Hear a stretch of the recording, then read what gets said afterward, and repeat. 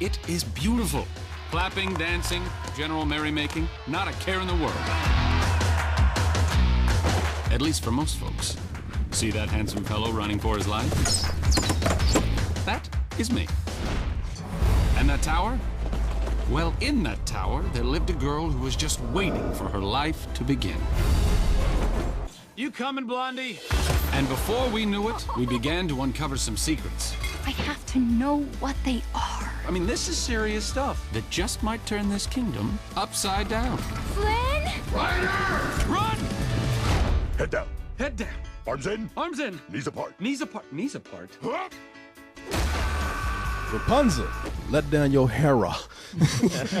You better hope it ain't Hera, because if that's who you saying that to, that's gonna be a weave. that's a black chick up there. Hey, a weave might be stronger, for all you know. Yeah. That is true. This story always makes me wonder, whatever happens to the hair down there? I mean, What you mean? What happens? If the hair is literally top girl. of... What's the matter with you? Yeah, she could swing around like Spider-Man if she had long hair down there too. She's just throwing out, whoosh, whoosh, whoosh, I think the swinging from Japanese- tree to tree. By the way, you know what? I think the Japanese Dreadlocks. made a movie about that. I think dreadlocks would be easy to climb. Yeah. Or braids. Dreadlocks would be, but not if they're not attached for real to your scalp. That would be a very short adventure. They were Yeah, I predator always think dreadlocks. Rapunzel should have like a thick neck like a linebacker to carry that all around. And Yeah. plus having people climb up her hair. Well, in this case, it's established it's magic hair. So to be fair, it's probably got some sort of little gnomes in there or something like gnome dandruff. Smells like strawberry. Smells like strawberry suave. Yeah, right. Oh, that's a good smell. No, that is true, because either you end up bringing that whole chick down, or you gonna climb the up. hair and just You just come over, or you gonna be pulling that hair up. It's gonna be like the skin of her face where you scalped her, just pulled it right off. Oddly enough, that scene in the trailer where he says, "Let down your hair," and all clumps on her. It's not in the movie.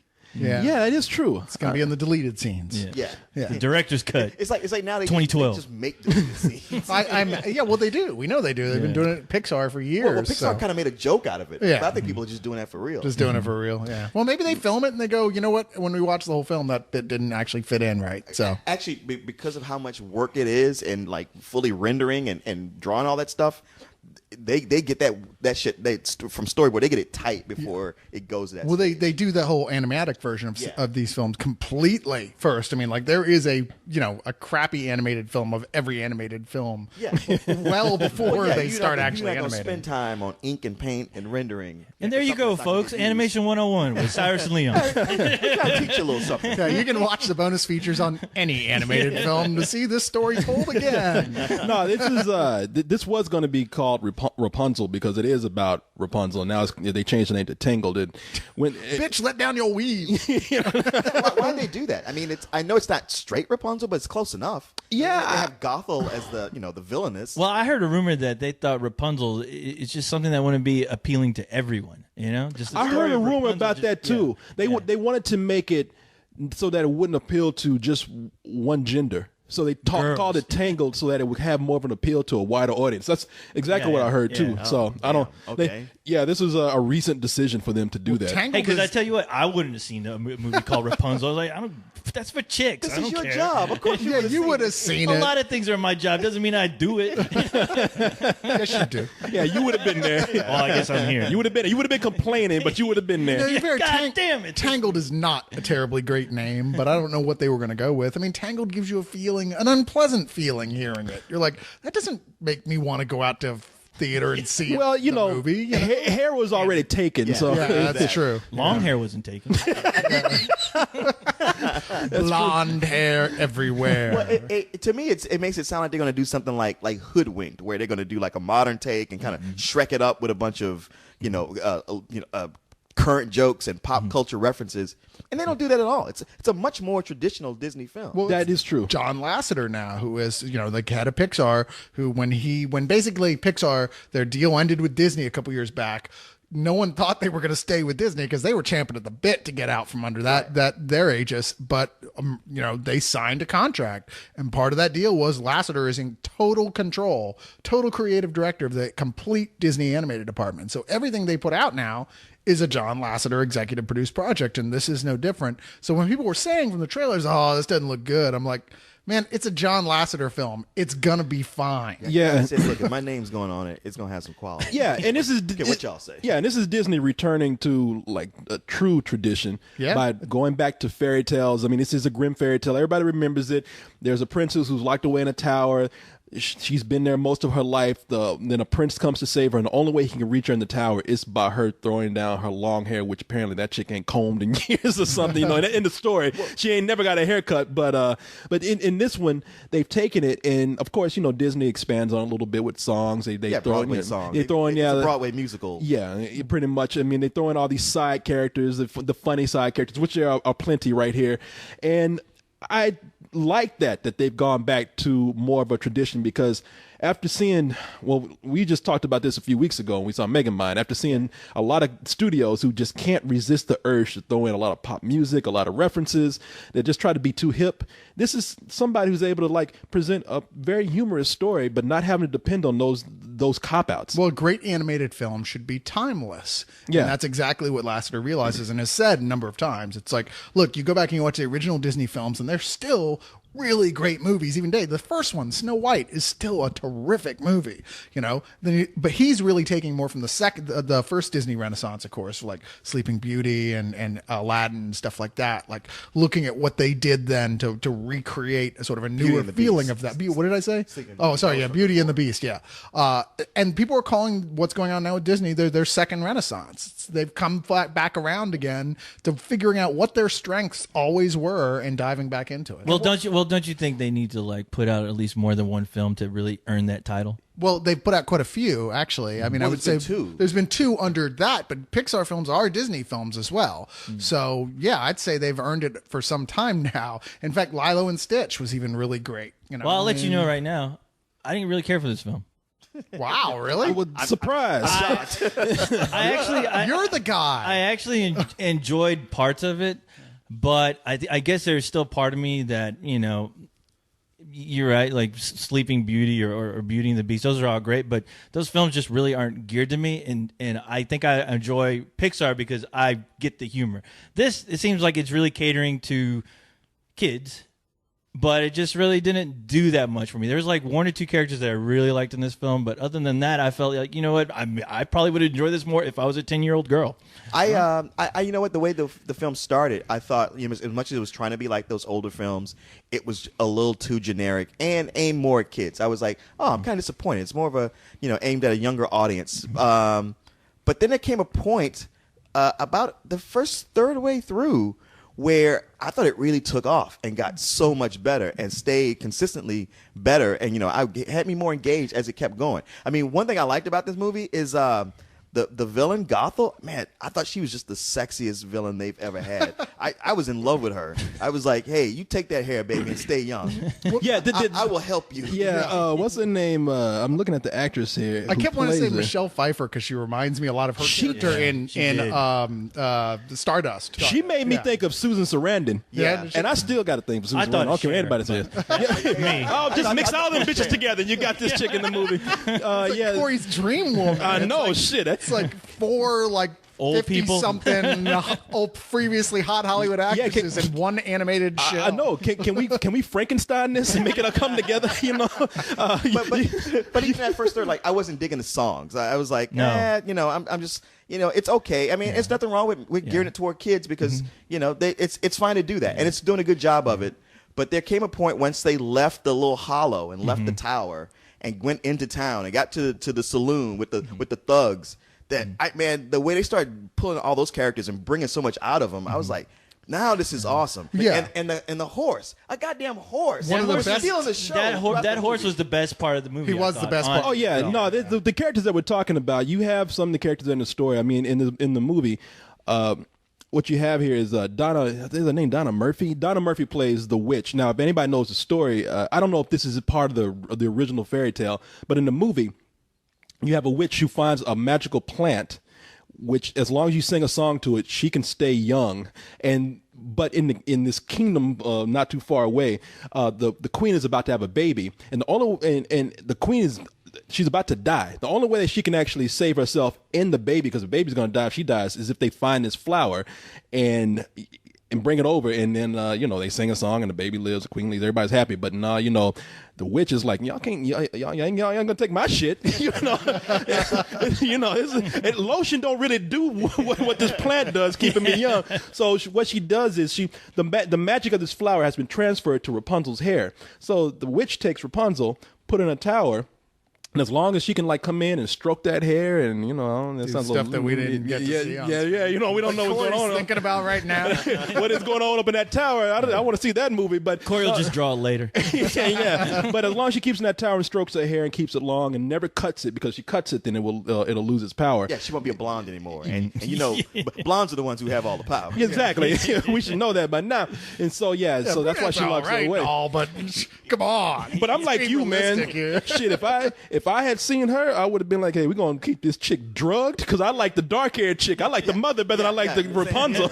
Yeah, we're going to keep her, drugged, knocked out, just stroke that hair, and you're not going to live happily ever after, Ain't nobody going to find this chick right here ever. There's definitely a Lindsay Lohan, like Lindsay Lohan / Mandy Moore thing going on with that hair. Well, Mandy Moore did the voice. Oh, you're right. Yeah, you're right. But the you say John Lasseter has a lot to do with this movie, but the other big hand in this is Lynn Keane, who has been one of the top supervising animators at Disney for years, is responsible for working on some of the, supervising, animating some of the most memorable characters. He had a huge hand in things like Beauty and the Beast and, and all that kind of stuff. Disney tends to promote from within. So. Oh yeah. And so what you have here, we're talking about something like The Horse. The humor finally picks up, and it's very quick humor. I mean, it's almost like snap humor. I mean, the characters' reactions and wild takes are very snappy. The jokes are very snappy. It's very like Warner Brothers cartoons. Yeah, and almost probably too snappy, because the characters are animated that way to where the expressions are like bing, bing, bing. But for certain characters, for me, they did not work. Like the prince of not the prince. It's not a prince in this movie. He's a rogue. Yeah. This is a guy who's like, Rider. Yeah, he's a guy who's hanging around with two big other thugs, and he's like stealing shit, but he always has that charming smile that lets him get away with it. In this film, I thought okay, this character is just a little too snappy for Aladdin. me. Yeah, but you said it best, Leon. He's very generic.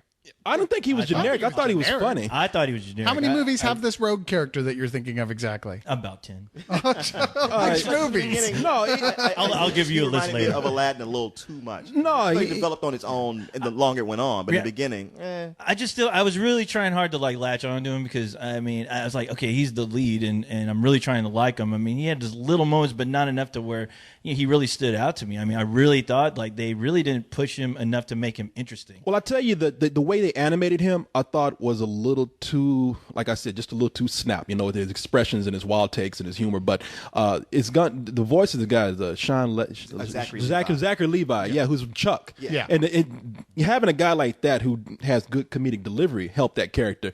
Now, if you want to talk about where the animation really worked, there's a horse in this with an overzealous sense of duty. Yeah. That horse was this horse was just fucking with this guy the whole movie. Yeah. And I love that horse, man. Whoever was responsible for animating this horse and writing a lot of the gags with this horse, they did an incredible job with it. That horse came in and saved the day. That horse, man. I'm telling you what. I want that horse. Yeah. That horse should have been the lead. I would have cared. And that Maximus. Yeah, Maximus. The chameleon had to be pissed off, because it seemed like he was supposed to be the comedy relief and steal the show, and the horse just took it away from him. Yeah, that chameleon was like it was almost like the horse was Bugs Bunny and the chameleon was Daffy Duck, and that chameleon was trying his best to steal the show. That chameleon like, look at me, God damn it, look at me, and the horse just like, no, they love me. If they didn't draw your ass so goddamn small, maybe I could. Move it, buddy. I thought he looked a little bit too much like the WB frog, but and but you made it like, think that's kind of racist. That racist chameleon. I've been pointing out to Corey. Look at that, Corey, racism. You say all lizards look alike? Is that what you're saying? But you know what? That's one of the things I did not like. I thought okay, this is the character. Oh man, we got the obligatory cute sidekick here. The chameleon was just a throwaway character for me. And I thought I thought the same way that you did. That man, most of this movie is just really very routine for what Disney. They're trying to recreate something and being very, very, very. Seems like safe with it, yeah. Yeah, and I thought it felt real cautious at first. And it had me worried, because I was like, well, I like it, but I'm just not loving it. But there came that point when I did. When it finally really kicked felt in. Cautious at first, and you're talking about it as if it didn't kick in until the end. It was 15 minutes into this film that it I thought from being in fourth gear to thought being it was more like And 30 minutes, but still, Yeah. the last hour of it, dude, I was in love with. And even like, the part that is slower earlier on where you're going, okay, well, they're going for something different here. And it's good. They're doing it well. It's just not for all audiences. I was never upset at that. I'm just going, okay, that's how it is. And then it surprises you because when it hits that point shortly afterwards, it's in full force awesome for the rest of the film. Well- I'm surprised at the amount that y'all are coming down on it. Cause I'm saying just mentioning it, but I love it. I have to say in the beginning I was really like giving up on the movie. And you're right, it's a first because it's not only like the characters they introduce, but Alan Menken's songs, man. I mean, that guy, he's never going to top Aladdin for me.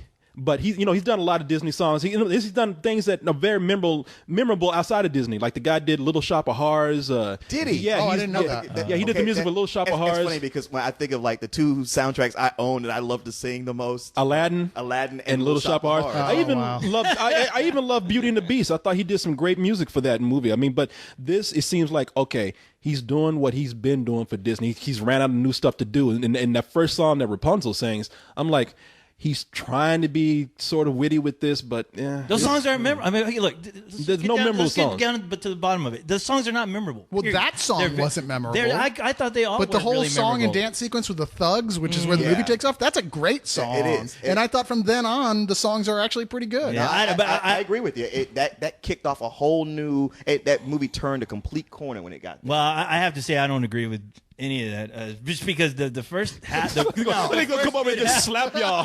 the first good half of this movie really dragged, man. It was really dragging. I was like, will something happen, please? And it's not until the halfway point, until where they're being chased, that they gave me anything remotely to care about any of these characters and the actual like.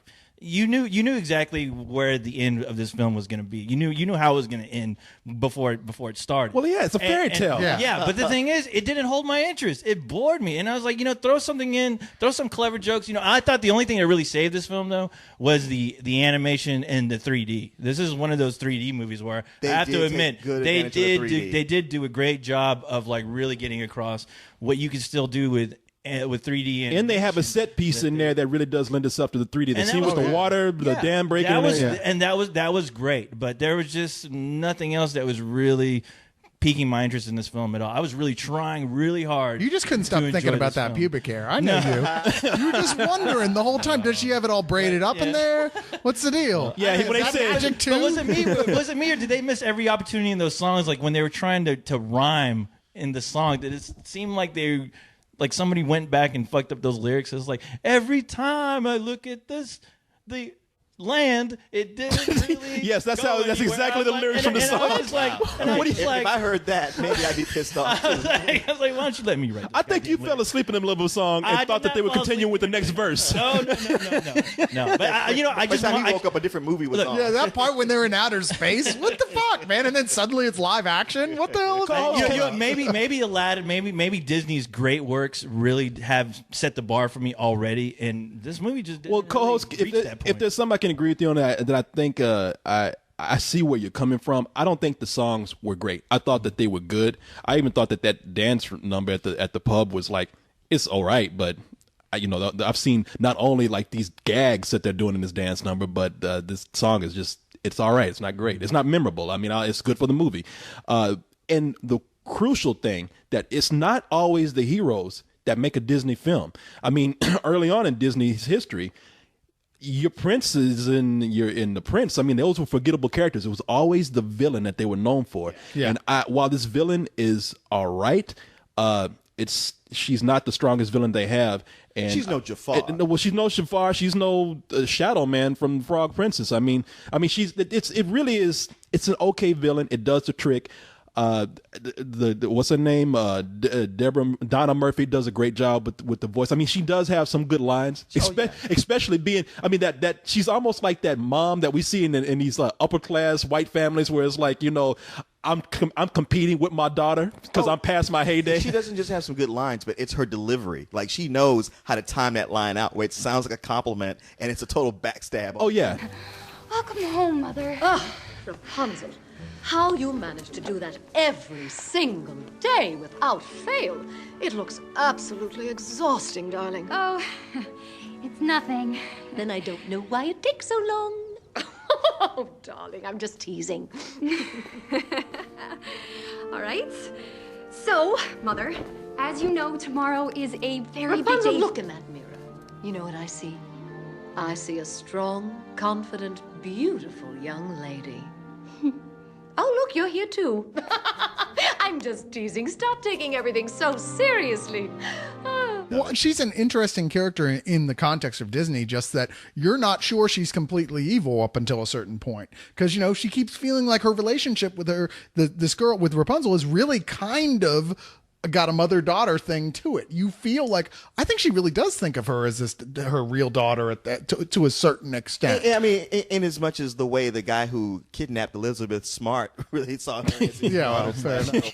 But, it's a Disney film, so you go, you know what? Maybe they're going to do something different with this character. That's all. It gives her another layer that you don't usually see in Disney films. But I tell you, I think this is a stronger film than the Frog Prince, the Princess and the Frog. You do, because I think, and maybe I'm thinking of it in the CG terms, because Disney has not really had a strong track record with their CG films. I think the strongest thing that came out before this movie was Bolt. In fact, the co-director of this is the guy from Bolt, and but Bolt was great. But I thought Bolt was all right. I think this is better than Bolt, though. Get my back here, Leon. Was Bolt great? Yeah, Bolt was great. No, I didn't think Bolt was great. I liked Bolt. I didn't think it was great. I liked it a lot. We all like all these movies, each of us to different degrees. Yes, I guess so. Except co-host. But no, I really did enjoy. I enjoyed this movie because of its simplicity. I think it's probably one of the stronger CG films that Disney has made because of its simplicity, and it's the movie looks beautiful. I mean, thanks to somebody like Glenn Keane, they've come in and said, okay, we don't want to bend over backwards for the CG technology. We want to have it work for us. They want to make their films look like almost like paintings, the CG in the movie, and then they want to capture the old time traditional methods of traditional animation. So they managed to get this with this film, and I just enjoyed watching it. They did a great job with it, and like I said, that was like the most fun part about just this watching this movie was the animation. I just wish they had stronger characters. I wish they had a stronger story. I wish they had better songs, And when I go to these movies, I want to start singing and dancing. I'm sorry, but it didn't happen. I want to put on a minstrel show when I come out of here. I want to put on my tutu and dance. I agree with you, especially about the animation. They hit all the notes that Disney films are supposed to do. They've got the characters that are so distinctive through the way that they're animated, through their facial expressions, like certain characters, the horse specifically, that they become iconic in Disney's history. It's got the gee whiz roller coaster sequence, which is amazing as they usually are in here, and then it has that moment that actually touches you because it's beautiful. It has that point you're like, damn, that's just so gorgeous. It's kind of haunting, and it almost seamlessly, almost effortlessly achieves all three of those things. What part was that? Which is towards the end with all the paper lanterns. Oh. That whole sequence was gorgeous. Give me the chills watching it. I think this is an absolutely great film. I really do. I see that it started off slow, but I like it just as much as The Princess and the Frog, and this is for me a full price film. You know what? You just brought up a bunch of things that the movie did right, and that we might almost take for granted because they seem to do it so effortlessly, and yet there's so many other films that can't pull it off. And usually they have the DreamWorks logo on them. And while I didn't, think this was to me, it's not as strong as The Princess and the Frog or even Bolt, but I still liked it quite a bit, albeit with the beginning that was slow and seemed like it was more for a younger audience. I appreciate the fact that it turned itself around. And just at that point when I thought, all right, I'm going to give up on this being more than what it is. And then it was. I prefer that than something that starts out strong and peters out. And I give it a low full price. You know what? What am I talking about? I do like this less than The Princess and the Frog because I like the villain better and I like the songs better in that movie. Yeah, that's why I was surprised you said that. that. No, I don't even know what I'm talking about. But I like this movie too. My complaints were just stressing that I don't think that this is a classic that they are trying to push it to be. I think it's time will tell. Yeah, time will tell. I don't know. I can never tell with these things. But I did enjoy the movie a lot. It's a beautiful film. I thought everyone, even down to Mandy Moore, did a great job with giving these characters personality. That's one of the things that they're doing with these fairy tales that they didn't have back in the day when Disney started out. Every character has a distinct, fun personality. And, regardless of my complaints, Still a fun film, and I give it a low full price. And now for our own Disney villains opinion. Fuck this movie. No.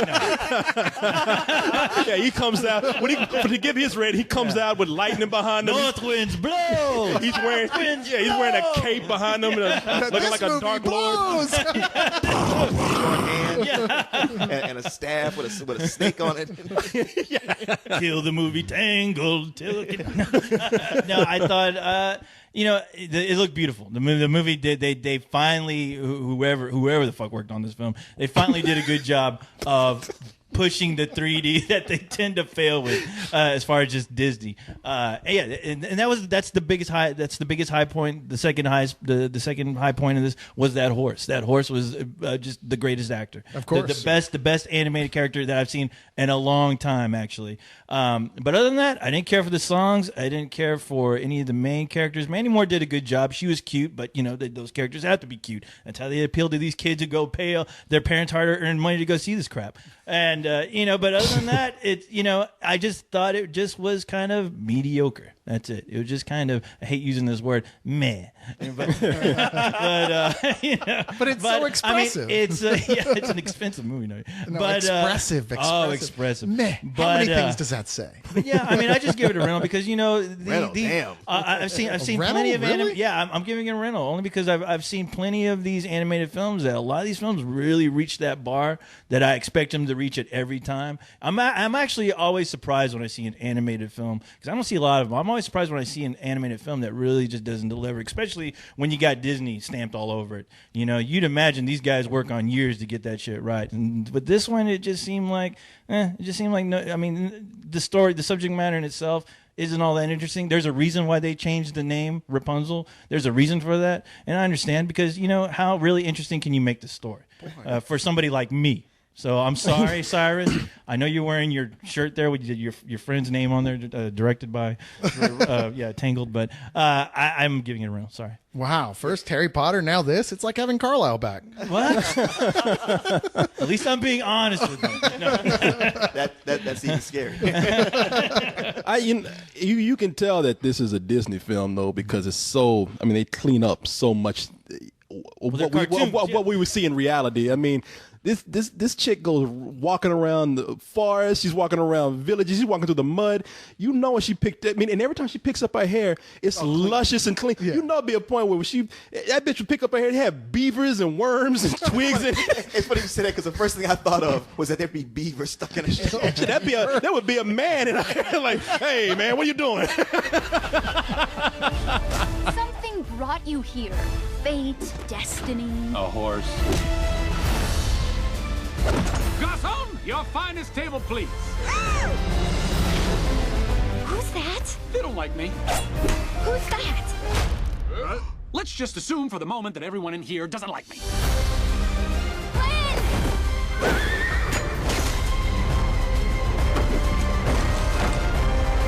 Look out!